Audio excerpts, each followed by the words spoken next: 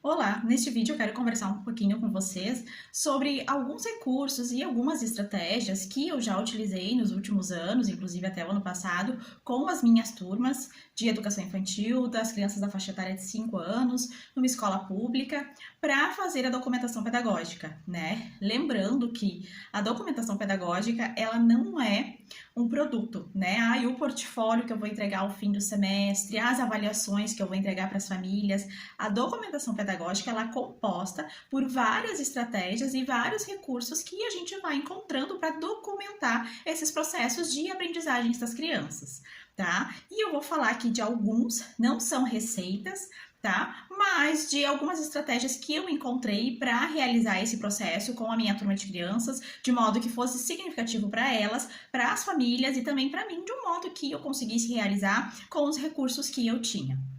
Tá bom?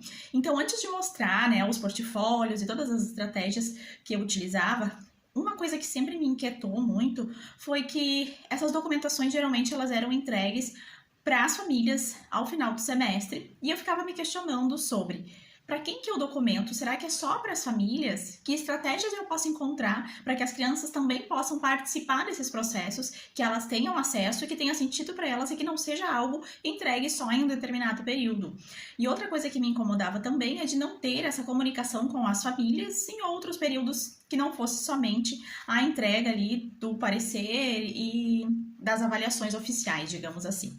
Tá? Então, uma estratégia que eu encontrei foi de reutilizar livros didáticos, porque tinha muitos lá na escola, enfim, de crianças maiores, que era uma escola de ensino fundamental, que atendia também a educação infantil, uma escola pública, né? Então, eu encapei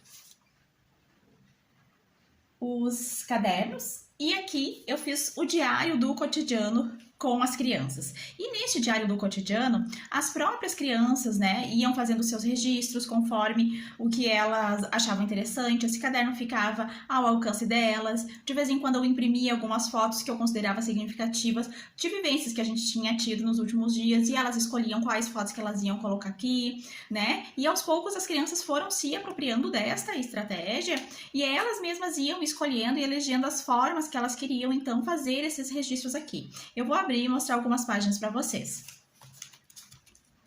Então aqui tem um exemplo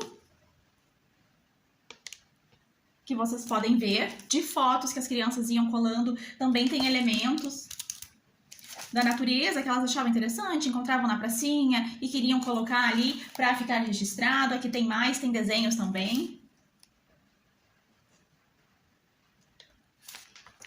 Então, esses eram os modos, né, que as crianças iam registrando, né? Elas gostavam de alguma brincadeira que elas tinham inventado na pracinha, alguma vivência que tinham vivido em parceria com algum colega, alguma colega, e iam registrando.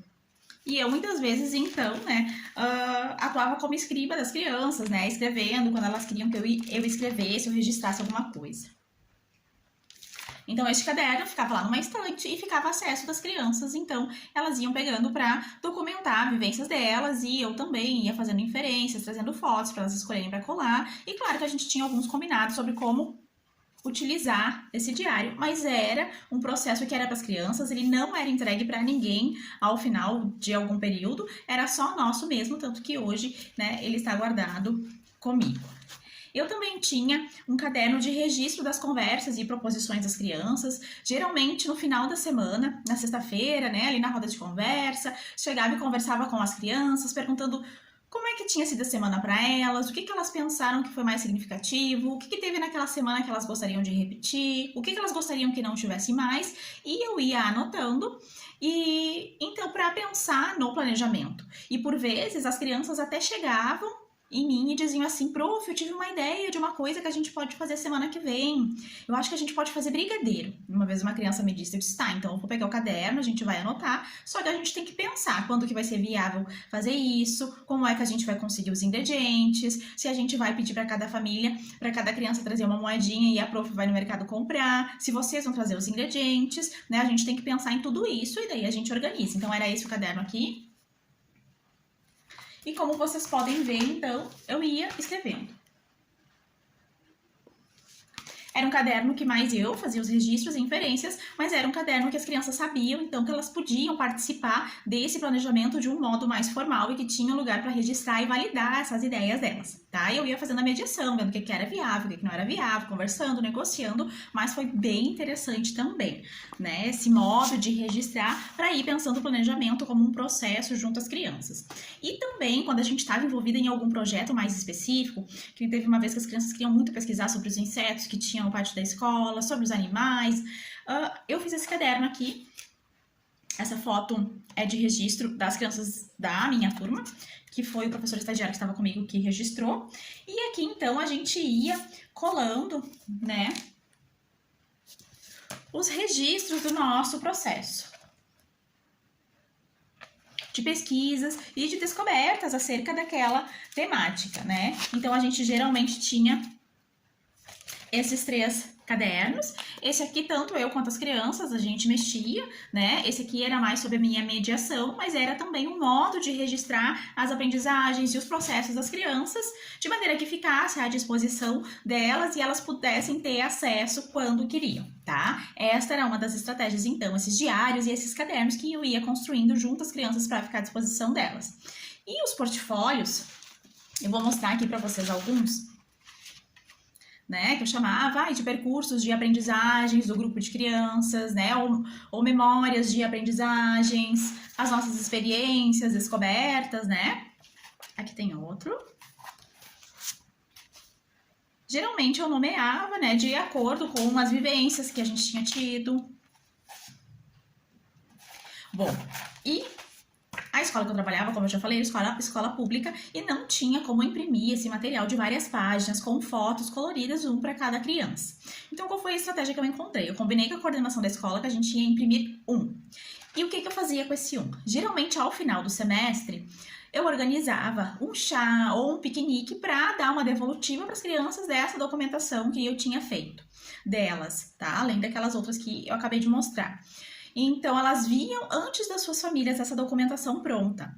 Então, teve uma vez que a gente preparou cookies um dia antes e no dia posterior eu organizei uma mesa de chá, né, com xicrinhas pequenininhas, e pra gente degustar, né, aquele cookie que a gente tinha feito e também, depois desse momento, pra gente poder visualizar e ver esses registros materializados nesse portfólio. Também já fiz piqueniques, né, mais temáticos, com bandeirinhas, com fotos das crianças penduradas, assim, né, pra elas também terem acesso a isso. Eu vou mostrar-lhes um pouquinho por dentro pra vocês, mas vou tomar um cuidado porque tem as fotos das crianças aqui, né, mas o que eu fazia? Eles eram digitais, porque como eu falei, eu só podia imprimir um, e as crianças tinham acesso a esse um. Então, eles eram digitais. Eu vou deixar aqui na tela a imagem de como eu fazia o QR Code. Então, eu elegia uma foto da criança, né, de algum momento significativo para ela naquele semestre, para fazer a capinha com o QR Code. Então, geralmente eu colava no envelope que estava dentro o relatório, né, da criança do semestre, e ali a família podia escanear esse QR Code para ter acesso à versão digital desses portfólios. As famílias que possuem alguma dificuldade, não conseguiam ter acesso, né, pelo QR Code, eu mandava o link, então, pelo WhatsApp. Eu salvava no Google Drive e mandava esse link. E é interessante também que quando as famílias, então, iam lá receber as avaliações das crianças, eu organizava um momento, né, com fotos, com materialidade, de modo que também ficasse esteticamente atrativo para as famílias, e enquanto, né, elas iam conversando, eu ia conversando com uma a uma, elas podiam também visualizar, né, e folhear ele físico, que era o mesmo que as crianças já tinham visto. Eu vou mostrar aqui uma página para vocês, mas enfim, como é que eu fazia? Eu geralmente, então, fazia um relato. Importante dizer também que esses portfólios, eles eram construídos ao longo do semestre. Geralmente uma vez por semana, uma vez a cada 15 dias, eu me sentava e registrava ali, escrevendo como é que tinha sido esses dias que a gente tinha vivenciado, o que foi significativo, e separava algumas fotos e ia montando. Esses portfólios eu montei no Canva, tá? Então aqui eu geralmente fazia um relato, colocava algumas fotos na próxima página também, né? Para que todas as crianças que viveram aquele momento aparecessem. E também eu colocava links, como aqui está escrito, veja mais como foi essa experiência clicando aqui. Então, quando as famílias clicavam aqui, elas eram redirecionadas para algum vídeo, quando eu fazia esses registros fílmicos, que estavam não listados no YouTube. Falando assim, parece bastante coisa, né? Mas eu organizava, gerenciava o meu tempo ali no tempo de planejamento que eu tinha, tanto na escola quanto em casa, né? Porque na minha realidade eu tenho um tempo de planejamento à distância, que é em casa.